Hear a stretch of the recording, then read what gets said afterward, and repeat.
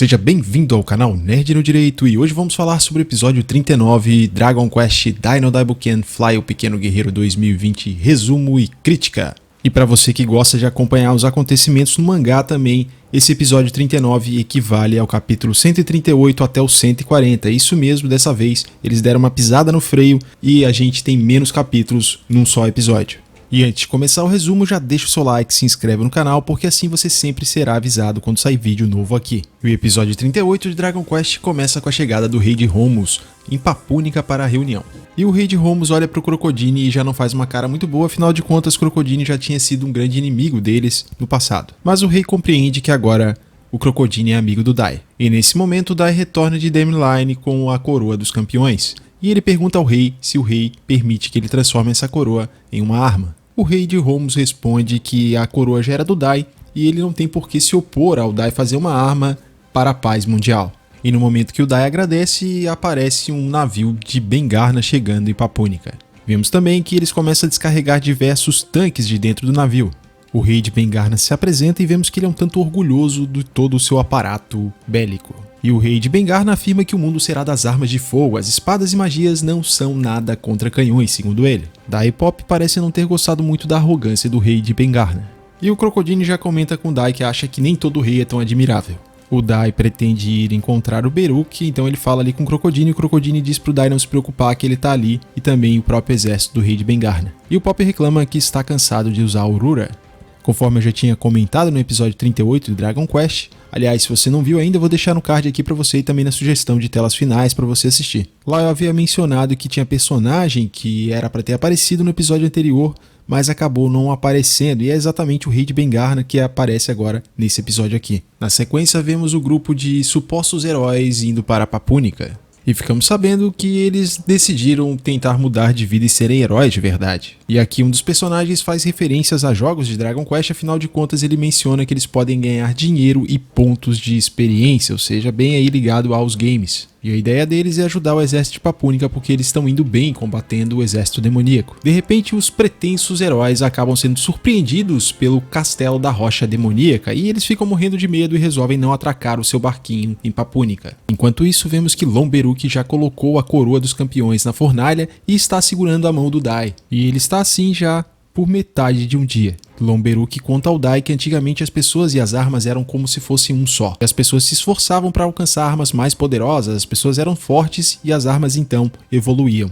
E agora ambos são porcaria. Mas Dai terá a oportunidade de mostrar a Lon Beruki como é ser o mais forte com a arma mais forte. Lon Beruki pede ajuda ao Junk e começa o trabalho, enquanto Pop e os outros esperam lá fora. Junk explica aos outros que aparentemente a espada é uma nova vida, criada especificamente para o Dai. E a Merle de repente começa a passar mal, o que na verdade é porque ela começou a ter uma visão, enxergando uma espécie de uma sombra, ou seja, o castelo da rocha demoníaca indo para Papúnica. Em seguida vemos Crocodile e um soldado de Bengar. Na reunião da cúpula, o Rei de Romos fala que eles devem unir forças, mas o Rei de Bengar acaba dizendo que ele vai mandar o exército dele na frente e que ninguém precisa se preocupar. O general de Ringaya alerta o quão poderoso é o exército demoníaco e diz que o reino de Bengar só não foi destruído porque o exército demoníaco não focou seu ataque nele. Mas o Rei de Bengar acaba se sentindo ofendido, ele é um tanto arrogante e fica se gabando do poder do seu exército. Enquanto isso, a princesa Leona está preocupada porque eles não estão conseguindo chegar a lugar nenhum.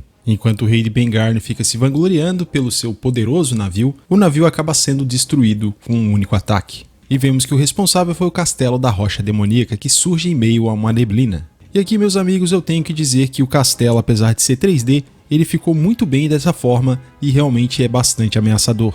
Crocodile reconhece que se trata do castelo da rocha demoníaca e que o Ryunkyo estava certo em relação ao castelo poder se locomover. Alguns soldados gritam para avisar que um gigante está atacando e o Crocodile pergunta como eles não viram algo tão gigante chegando ali. Eles dizem que é por causa de uma névoa espessa no mar e o Crocodile já liga uma coisa na outra e percebe que na verdade se trata de Mr. Verne no castelo da rocha demoníaca. Em seguida vemos Mr. Verne dentro do castelo da rocha demoníaca controlando aí o seu Megazord de uma maneira muito tranquila e admite que Hadler tinha razão e muito confiante, Mr. Vern segue amedrontando todos que estão em Papúnica. Vemos que Leona e os outros estão bastante surpresos com o ataque e constatam que o exército demoníaco ficou sabendo dessa reunião. O rei de Bengard toma uma atitude e dá o comando para que a brigada de tanques ataque o castelo da Rocha Demoníaca. O rei de Romulus alerta o rei de Bengard sobre sua imprudência em atacar dessa forma, mas o rei de Bengard ignora e diz que seus tanques vão destruir o castelo da Rocha Demoníaca. Quando os soldados de Bengard estão prestes a ir atacar, Crocodile também tenta impedi-los, dizendo que se eles encararem de frente aquele castelo, eles vão ter uma morte certa. Mas o comandante, com determinação, diz que vencendo ou perdendo eles devem mostrar sua coragem ao resto do mundo. Em seus pensamentos, o Crocodile acaba de certa forma admirando a lealdade daquele soldado, embora inicialmente tenha achado ele desagradável. E por perceber essa lealdade e espírito de guerreiro, meio que o Crocodile se identifica com aquele cara e ele diz que não pode deixá-lo morrer. No mangá, o Crocodile não se refere só àquele comandante, mas sim a todos aqueles soldados que ele não pode deixar nenhum deles morrer. Badak aparece chamando por Crocodile e ele está carregando uma grande caixa. E mais uma vez Badak comprova que não era só um contador de histórias, afinal de contas ele conseguiu consertar o machado do Crocodile, surpreendendo mais uma vez, assim como fez na batalha contra o Flazard. Crocodile agradece e diz que agora será forte como 100. Badak interfere e diz que o Crocodile será forte como 1000. Crocodile agradece mais uma vez e parte para a luta. No mangá o diálogo é um pouco mais extenso e a gente vê ali que o Badak enche um pouquinho mais a bola do Crocodile. Na sequência vemos o grupo do Dai ali em volta da Merle. A Merle está tentando visualizar o que está acontecendo através da bola de cristal, mas ela não consegue ter a mesma habilidade que a avó dela. Mas foi suficiente para eles perceberem que existe algo muito grande acontecendo em Papúnica. E o Dai fala que eles precisam voltar para lá. Lomberuk interfere e fala que aquela arma tem alma, ela está sendo construída para o Dai, então é necessário que o Dai esteja presente para que a arma aceite ele como mestre. E é por isso que o Dai precisa testemunhar o nascimento da nova espada. O Shio aqui meio que acaba representando a gente que está assistindo o anime e ele pergunta se eles não podem voltar e pegar depois. Mas Lomberuk insiste que a arma precisa ouvir a voz da alma de seu mestre, caso contrário só será uma arma comum.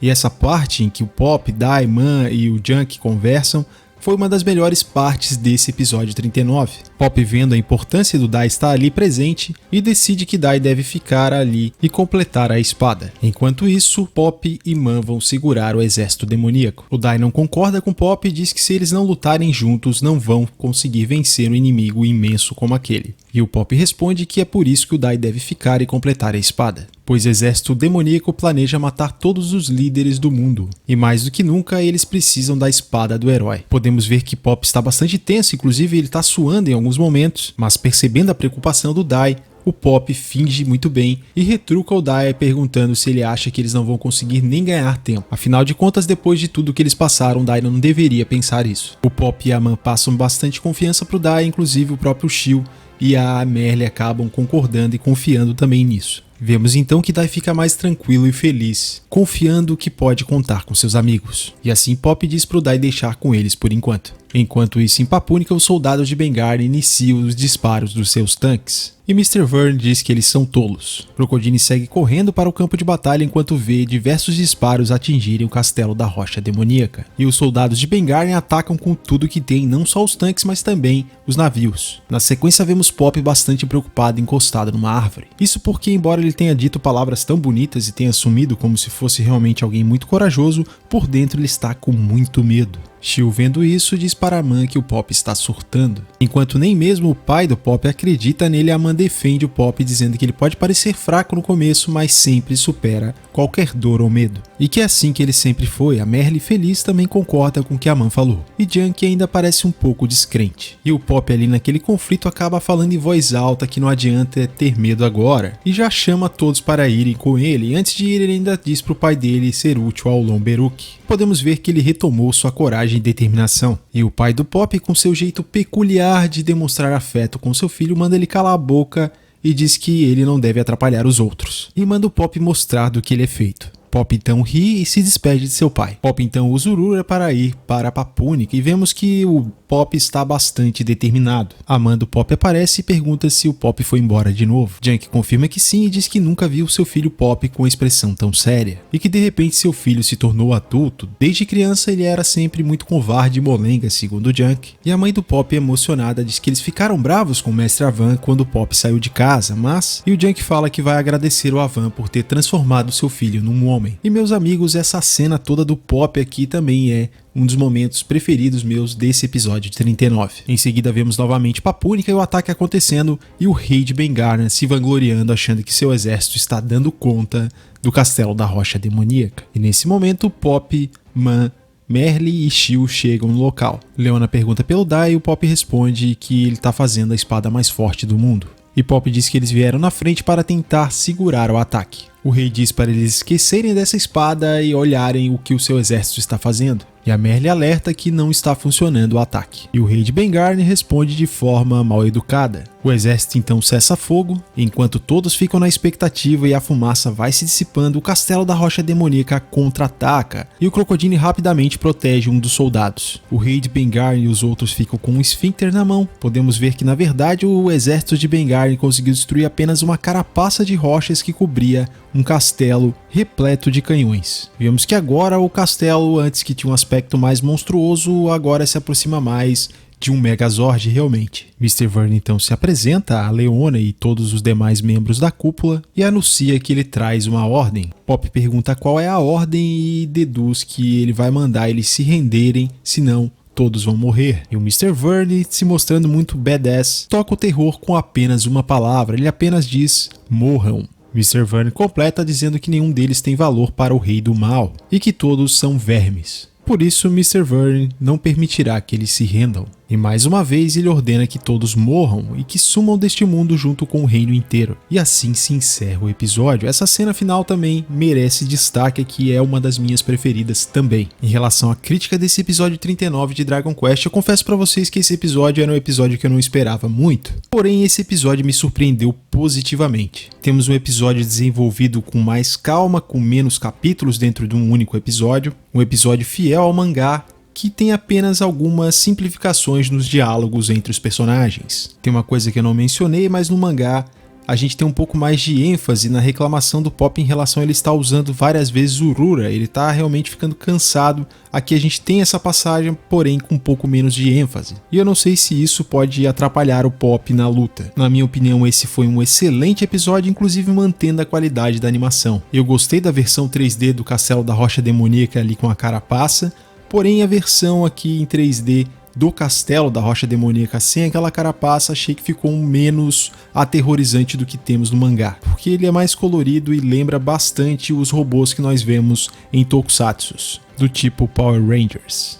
Foi um episódio interessante, dando bastante destaque para o Pop e também um pouco de destaque para o Crocodile, aumentando ainda mais a conexão que a gente tem com esses personagens, mostrando ali principalmente o Pop, o quanto ele é humano, que ele ainda continua sentindo medo, mas ele tem superado sempre isso. Então é algo que as pessoas realmente vivem. Você não vai conseguir de uma hora para outra mudar completamente, você sempre vai ter uma certa dificuldade, mas o importante é que você supere essas dificuldades, e o Pop passa bem esse recado e por isso representa bem um personagem humano dentro dessa história, o que faz com que eu goste ainda mais desse personagem. E o Crocodile realmente a gente vê o quanto ele é leal, o quanto ele é um guerreiro realmente, com aquele espírito que respeita quando vê outros guerreiros também. É uma pena que na tradução aqui não demonstraram que o Crocodile na verdade queria proteger todos os soldados e não apenas um, que ele reconheceu a coragem desses soldados e a lealdade deles. Gostei de ver aí o Badaki mostrando o talento dele como um inventor, ele conseguindo consertar o machado do Crocodile e tendo essa certa importância dentro da história. Porém, ia ser incrível se o Crocodile também tivesse uma arma feita pelo Lon Beruki. O que vocês acham? Deixa aqui nos comentários. Crocodile merece ou não merece uma arma feita pelo melhor ferreiro de todos? Esse episódio me surpreendeu tanto positivamente que, na minha opinião,